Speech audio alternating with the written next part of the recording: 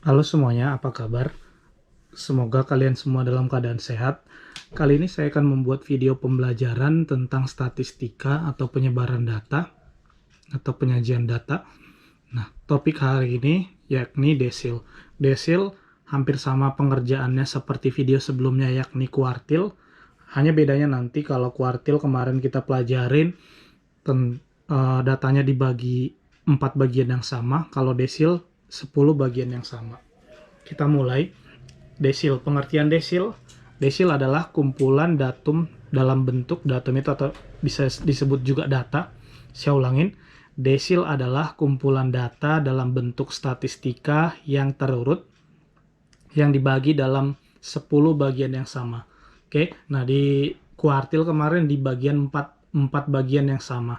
Untuk desil ini 10 bagian yang sama. Nah, misal secara matematikanya seperti ini. Kalau dibagi 10 bagian sama, misalkan ini data terurut. Jadi nanti dia dibagi 10 bagian yang sama, nanti jadi gini. Ada D1, desil 1, D2, anggap aja bagian saya buat sama ya.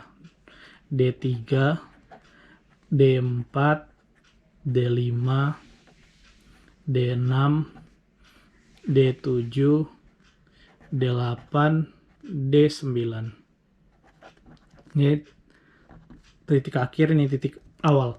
Nah, dia dibagi 10 bagian yang sama. Kenapa dibagi 10? Kita lihat. Ini bagian pertama, 1, 2, 3, 4, 5, 6, 7, 8, 9, 10. Jadi dibagi 10. Jadi nanti kalau ada pertanyaan tentang desil itu kemungkinan bisa ditanya dari D1 sampai D9. Kalau kuartil itu yang ditanya Q1, Q2, Q3. Nah, ini D1, D2 sampai D9.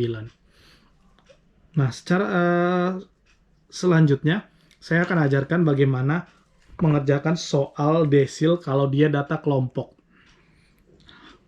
Rumusnya hampir mirip sama kuartil. Ini desil data kelompok DI. DI itu I-nya nanti I-nya urutan keberapa yang diminta, bisa D1 sampai D9. TB kita udah tahu tepi bawah untuk daerah desil. Terus I per 10 kali N. Karena dia desil dibagi 10 yang sama, berarti per 10. Kalau kuartil kemarin per 4. Dikurang FKD, frekuensi kumulatif sebelum desil, per frekuensi desil kali P, panjang kelas. Kalau kita udah ngerti di kuartil, di sini semakin mudah. Nah, misalnya saya kasih contoh langsung. Yang data kelompok. Ada data, misalkan saya buat dulu datanya. Nilainya misalnya 50 sampai 54, 55 sampai 59, 60 sampai 64, 65 sampai 69, 70 sampai 74. Untuk frekuensinya 4, 8, 10, 15, 3.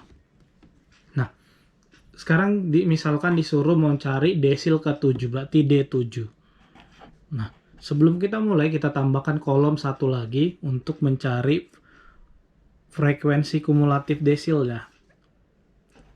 Frekuensi kumulatif desilnya berarti kita seperti di kuartil. Kita buat di sini 4, habis itu 4 tambah 8, 12, 12 tambah 10, 22, 22 tambah 15, 37, 37 tambah 3, 40. Berarti totalnya nanti di sini frekuensinya itu ada 40.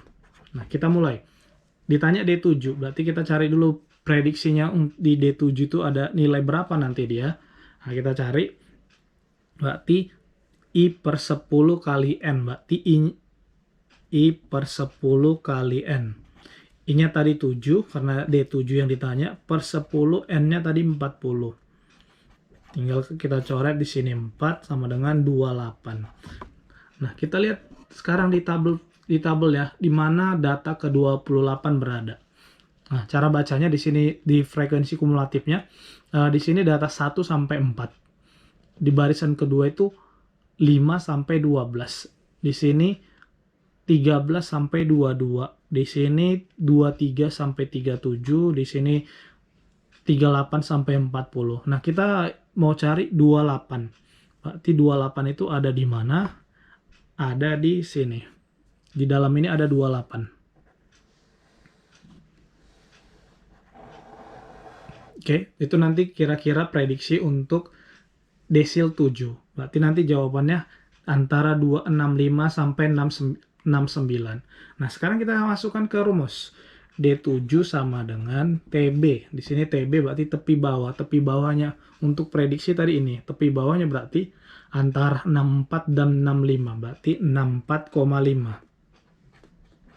Ditambah I per 10 kali N. Tadi kita udah hitung. Nggak usah tulis lagi. Nggak usah kita hitung lagi. Di sini udah ada 28. Dikurang frekuensi FKD, berarti frekuensi sebelumnya, berarti sebelum prediksinya ini berapa? 22 per FD atau frekuensi desilnya yang di sampingnya 15 dikali P panjang kelas 50 sampai 54 itu ada 5, 50, 51, 52, 53, 54 itu 5. Saya ulangin ya, D-nya dari mana tadi dapat? TB-nya tepi bawah dari antara 64 dan 65. Berarti 64,5 tengah-tengahnya. 28 itu dari I per 10 kali N. Di sini kita udah hitung. 22 atas yang kita prediksi. Terus 15 sampingnya kali 5. Nah, ini udah masuk semua, tinggal kita hitung pelan-pelan. 64,5 28 kurang 22 6 per 15 kali 5. 64,5 tambah ini kita coret, berarti di sini 3, 6 bagi 3 2. Hasilnya berarti 64,5 tambah 2 berarti 6,5. Nah, berarti desil ke-7 itu berada di 66,5. Kita lihat tadi prediksi kita antara 65 sampai 69. Berarti dia benar. Jawabannya ada di 66,5. Itu contoh pertama. Satu lagi saya akan kasih contoh yang kedua. Oke, sekarang kita lanjut contoh yang berikutnya. Contoh kedua. Di sini nilainya 10 sampai 19, 20 sampai 29, 30 sampai 39 sampai ke bawah. Frekuensinya ini, misalkan di soal kedua ini saya mau cari D3, desil ketiga. Nah, sebelum kita masuk ke desil ketiga, kita buat dulu frekuensi kumulatifnya.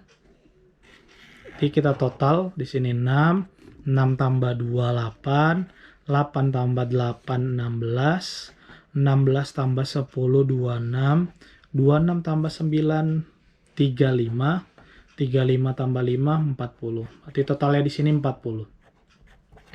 Nah, kita mau cari prediksinya dulu. Prediksinya berarti I per N kali 10 kali I per 10 kali N. Berarti I-nya 3 per 10 kali N-nya 40. Berarti kita coret di sini 4, 3 kali 4 12. Berarti kita cari mau diletak ke 12. Nilai di 12 ada di mana? Ada di sini dia. Ada di sini, ada 12-nya. Kenapa? Karena di urutan di sini terletak 9 sampai 16. Kita butuh 12, berarti ada di dalamnya. Berarti nanti kira-kira jawabannya dari antara 30 sampai 39. Nah, langsung kita hitung. Tanpa saya tulis ulang lagi rumusnya, kita udah terbiasa. D3 sama dengan TB. TB-nya berarti tepi bawahnya 29 sampai 30, 29,5. Ditambah hasil yang kita prediksi tadi, 12 atau 3 per 10 kali N. Dikurang kelas sebelumnya, berarti 16, kelas sebelumnya 8.